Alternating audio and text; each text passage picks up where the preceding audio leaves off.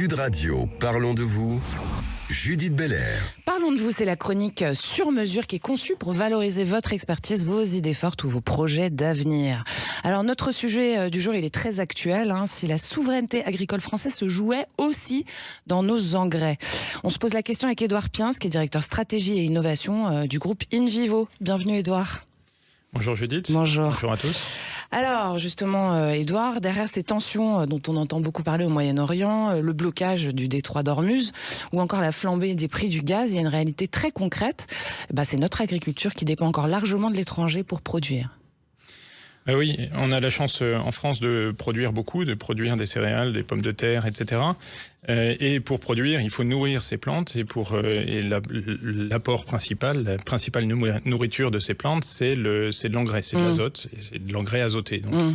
Et cet engrais, il est fait à partir de gaz, et de gaz importé de Moyen-Orient, importé des États-Unis ou d'autres pays. Ouais. Et donc, notre agriculture dépend essentiellement de notre capacité à importer ces engrais ou éventuellement à importer du gaz pour la partie des engrais qui est fabriquée en France, puisqu'on fabrique quand même 30% de nos engrais en France. Bon, ça c'est rassurant, mais quand même, si on entend l'actualité en ce moment, on se dit qu'on va tout droit vers une crise. Expliquez-nous pourquoi. Alors, justement. Dans le détroit d'Ormuz, on produit 20 à 30% des engrais dans le monde. Donc, si le détroit, c'est absolument énorme. Donc, si ce détroit reste bloqué, ça veut dire que dans le monde, on manquera de 20 à 30% de ces engrais. Dans combien de temps ? D'ici quelques mois.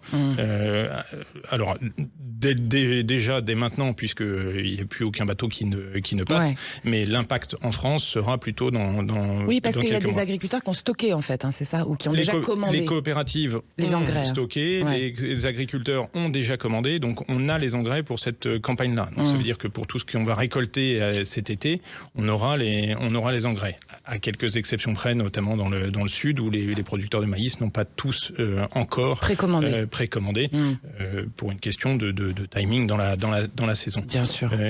Une fois qu'on a dit ça, je veux dire, c'est la campagne prochaine. Les engrais n'ont pas été commandés, les engrais ne sont pas encore présents sur notre sol. Donc il faut vite que ça se débloque. Donc il faut vite que ça se débloque. Alors, il y a aussi un projet, que vous avez initié avec InVivo, qui est le projet Fertigi, auquel vous participez à la création d'une usine dans les Hauts-de-France qui va être capable de produire, si j'ai bien compris, 500 000 tonnes d'engrais par an, donc 10% des besoins français, ce qui est très bien. Et puis il y a une innovation majeure avec Fertigi. Expliquez-nous ce que c'est. Alors effectivement, ce Fertigi, ça répond à cette question de souveraineté et de disponibilité des engrais en France, ça c'est sûr, mais ça répond aussi à la question de la décarbonation. Et Fertigi, donc l'engrais azoté, c'est fabriqué à partir de gaz initialement, donc c'est pour ça que les émissions sont assez importantes.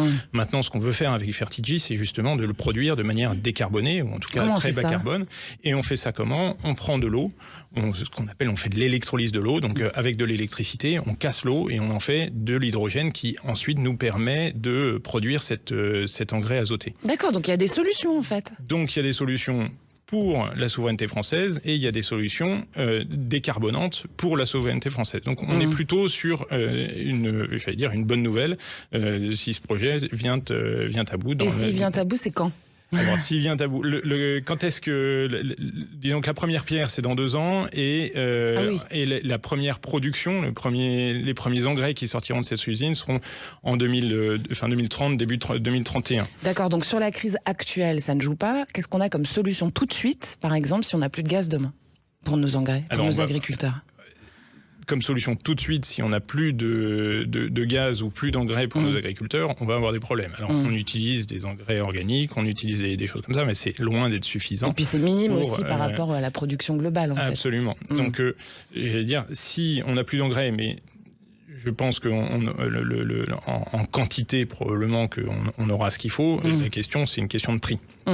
Et là, nos agriculteurs aujourd'hui, avec l'augmentation du prix du gaz, nos agriculteurs vont avoir un problème pour payer les engrais qui font plus. Là, aux dernières nouvelles, c'était plus 100, plus 150 euros par tonne d'engrais. Donc on a l'impression quand même que c'est un peu le serpent qui se mord la queue, là.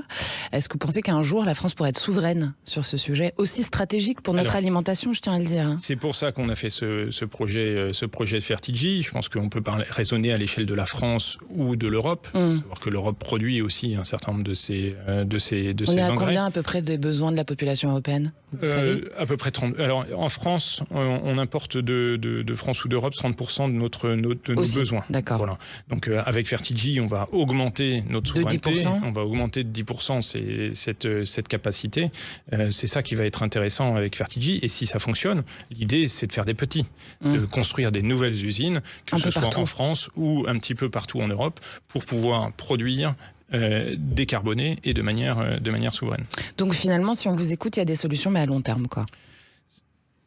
Il y a des solutions à échéance, alors effectivement, moyen long terme. 2030-2031, hein, c'est pour un agriculteur, c'est pas si long que ça, parce que c'est 4 campagnes. D'accord. Là, la campagne 2026, pas pareil. Voilà, c'est une fois par an. La campagne de 2026, elle est faite. Donc quand il restera 2027, 28 et 29.